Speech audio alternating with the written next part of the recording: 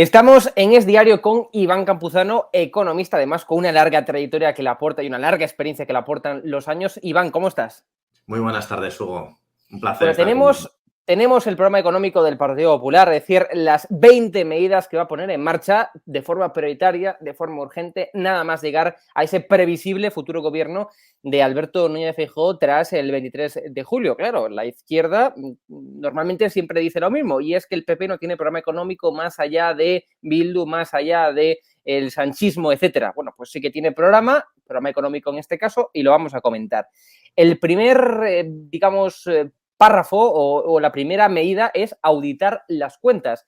Y quizás esta sea la clave, ¿no? Es decir, para poder poner en marcha un programa económico, para poder ejecutar soluciones económicas a España, hace falta conocer el estado real de la economía española, ¿no? Yo creo que resulta evidente, Hugo, porque al final es como en una casa de cualquiera de nosotros. Si no sabemos de qué presupuesto contamos, no sabemos la realidad de nuestro hogar, muy difícilmente podremos acometer aquellas medidas que puedan dar solución a los problemas reales de España. Yo creo que estos años ha habido un gasto sin desenfreno, un gasto total, un gasto en el cual ha habido muy poco control de él, sobre todo en la época del COVID y además en esta última etapa ya lo estamos viendo, cómo hay un presupuesto casi ilimitado para propaganda institucional, como hay un gasto casi ilimitado por parte de las autonomías. De hecho, incluso estamos viendo que el gobierno de España durante este periodo, que además ha pedido el Fondo Monetario Internacional y sobre todo el Banco Central Europeo, una constricción de lo que es el gasto público, pues bueno, estamos viendo todo lo contrario y unas medidas económicas en la dirección contraria, ¿no? Por lo tanto, yo creo que es casi obligatorio ver la auditoría de estas cuentas públicas, ver en qué resultan y, sobre todo, qué medidas se van a tener que llevar, porque yo creo que todos los puntos consiguientes también dependen en gran medida de que la auditoría de estas cuentas públicas sea positiva, negativa o que nos encontremos o lo que se vayan a encontrar. En este sentido, Iván, ¿hasta qué punto nos podemos encontrar con una situación similar a la que se encontró Mariano Rajoy cuando llegó al gobierno, cuando en la primera legislatura, cuando comenzó a gobernar después de Zapatero, en donde se encontró que la realidad económica que ponía encima de la mesa el gobierno de Zapatero, pues era bien diferente a la que realmente se encontró, de ahí que tuviera que poner en marcha medidas que no eran del todo favorables y vendibles ante la opinión pública, ¿no? ¿Hasta qué punto puede ocurrir eso? Porque estamos escuchando por parte del gobierno que todo va perfecto, que la economía de España, está en pleno crecimiento, pero luego vemos los indicadores y vemos que España fue el país que más cayó en PIB per cápita, por ejemplo, durante toda la pandemia. España es el país donde está cayendo más el poder adquisitivo. España es el país con mayor tasa de desempleo a nivel europeo, a nivel incluso de OCDE. Es decir, parece que el discurso de Sánchez no se corresponde con los datos económicos y parece que puede haber un desfase, ¿no?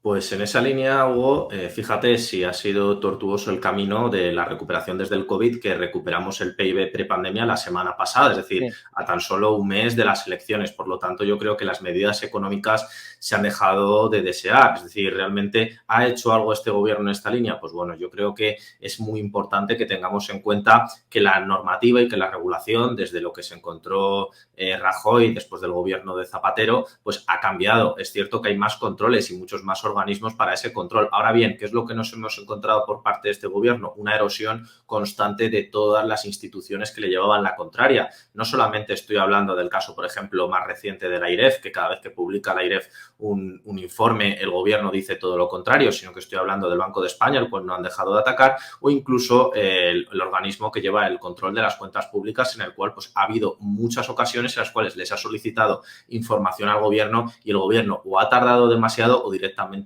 no le ha dado la información considerando pues que no era necesario, ¿no? Por lo tanto, yo creo que viene más por parte de la erosión de todos estos organismos de control, pero aún así yo creo que la situación va a ser distinta, creo que la situación va a ser completamente, distinta, pero no por parte del dinero que puedan dejar en facturas metidas en los cajones, sino que las facturas, el problema es que son muy visibles teniendo más de un 110% de deuda pública. Las facturas ahí existen, el problema es todo lo que vamos a tener que pagar en intereses los próximos años.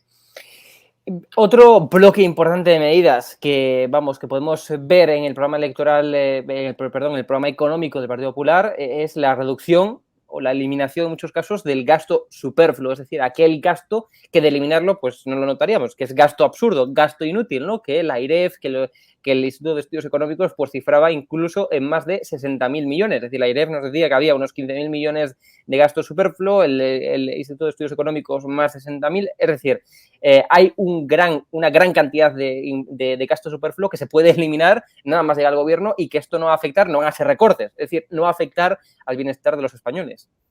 Pues directamente yo creo que el segundo punto hace gran referencia a ese gasto superfluo. ¿Cómo puede ser que tengamos 22 ministros y tengamos el gobierno más caro de toda la historia de la democracia? Yo creo que esto no tiene precedentes, sobre todo en un momento en el cual las familias lo están pasando tan mal para llegar a final de mes con la cesta de la compra, ¿no? Por lo tanto, yo creo que un ejercicio de solvencia y un ejercicio de realidad sería la reducción de ministerios, sobre todo teniendo en cuenta que hemos tenido ministerios como por ejemplo el de consumo que realmente no tenía competencias y estaba dotado de un presupuesto muy elevado. Entonces, digamos que en esa dirección yo creo que tendría que avanzar el nuevo gobierno, también sobre todo en este gasto superfluo, pensando en la digitalización de la administración pública. ¿Cómo puede ser que hoy en día tengamos que seguir entregando papeles para todo cuando ahora mismo la digitalización y ahora con el tema de la inteligencia artificial cada vez más y más se esté avanzando en esta línea, ¿no? Por lo tanto, yo creo que hay un gran ahorro, una gran capacidad de poder, digamos, reducir los presupuestos y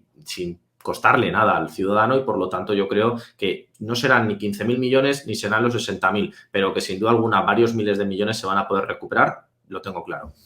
El tercer bloque de medidas podemos decir que es la reducción de impuestos y el aumento de la seguridad jurídica en España. Y son dos patas fundamentales, ¿no? Uno, bajar evidentemente esa presión y sobre todo ese esfuerzo fiscal, que viene siendo la presión fiscal relativizada, digamos, a nuestro PIB per cápita aquí en España. Nuestro esfuerzo fiscal es superior, es muy superior al de la media de la Unión Europea, con lo cual esa es una parte. Y luego, y muy relacionado con ello, está el aumento de la seguridad jurídica y, por tanto, la captación de inversión extranjera, ¿no? Sin duda alguna, yo creo que Hugo, lo más importante que ahora mismo tiene España es la capacidad tan extraordinaria que tienen nuestras empresas de exportar y sobre todo la capacidad que tenemos que tener para poder recibir inversión. No es casualidad que después de más de 20 años de gobierno del Partido Popular, pues en la Comunidad de Madrid tenga más del 70% de la inversión extranjera. ¿Qué pasa con el resto de regiones? Bien, pues esto se va equilibrando con el tiempo y lo que tenemos que hacer es que España sea un país atractivo no solamente para invertir en sol y en playa, sino también para invertir en industria y digamos en muchos tipos de negocio. Yo creo que la digitalización está ahí. Yo creo que España también en las nuevas energías también tiene un gran espacio y puede ser una de las potencias mundiales en este sector. Y yo creo que todo ese dinero que ha venido desde Europa, esos 240.000 millones de euros, que teníamos una extraordinaria oportunidad, pues se ha perdido, ¿no? Por lo tanto, yo creo que es muy importante captar ese negocio, es muy importante captar la inversión de esas empresas y también, sin duda alguna, viene por parte de la reducción de impuestos. No puede ser que seamos uno de los países con un mayor impuesto de sociedades de toda Europa cuando tenemos otros países de nuestro entorno que bonifican, ayudan no solamente a las startups, sino a los autónomos e incluso a las empresas tecnológicas. De esta manera es imposible generar un empleo de calidad y un empleo que mejore la capacidad industrial de nuestro país. Y como cuarto y último bloque están los fondos europeos y también esa, digamos, potenciación o esa mejora de la cogobernanza entre la administración central y administraciones periféricas, que son las comunidades autónomas, ¿no? Es decir, ahí estamos viendo, por ejemplo, el punto 6, el punto 8, el punto 9, es decir, reconocimiento del funcionamiento de los fondos europeos, ver en qué se ha destinado y sobre todo también, como decíamos, gestionar y coordinar mejor que los fondos europeos acaben en las comunidades autónomas y que se destinen, que se ejecuten para lo que están dispuestos, ¿no? Yo creo que cabe recordar una noticia que tuvimos hace aproximadamente un par de meses, que vino la comisaria alemana para el control de los fondos europeos y lo que vimos fue, pues de manera extraordinaria, para su sorpresa, yo creo que para la sorpresa de nosotros no, pero que no se sabía a dónde estaba yendo el dinero o realmente las empresas cómo lo estaban ejecutando o incluso cómo llegaba el dinero a las empresas, ¿no? Por lo tanto, está existiendo por parte del gobierno una opacidad tremenda a la hora de repartir estos fondos, que además se están repartiendo mal y sobre todo que no se están llegando a repartir en su completa totalidad, ¿no? Es una lástima que ese dinero que viene desde Europa, que venía a reconstruir la economía española, que venía a digitalizarla, que venía a ampliarla y que venía a ponernos como como un país de bandera, ¿no? Como ya decían en aquella época en la Champions League de la economía, pues nos hemos vuelto a encontrar que nos encontramos con un PIB que no ha sido el que más haya crecido, nuestras empresas no han crecido, de hecho se han mantenido estáticas o incluso se han reducido, y yo creo que el dato más aterrador de todos, la creación de autónomos en este país, se encuentra en mínimos históricos, ¿no? Por lo tanto, la generación de empleo, de nuevas ideas, de nuevos proyectos está, por ende, en mínimos históricos, ¿no? Yo, por lo tanto, creo que crear un órgano, como propone el Partido Popular, para el control de esos fondos, un órgano independiente, un órgano que sea justo a la hora de repartirlos y, sobre todo, que pueda darles más utilidad, pues yo creo que es importantísimo, capital, y que, sin duda alguna, durante los próximos años, pues podría ayudar muchísimo a todas estas empresas que más lo necesitan. Iván Campuzano, economista, muchas gracias por atender a Es Diario. Un placer. Un placer. Gracias.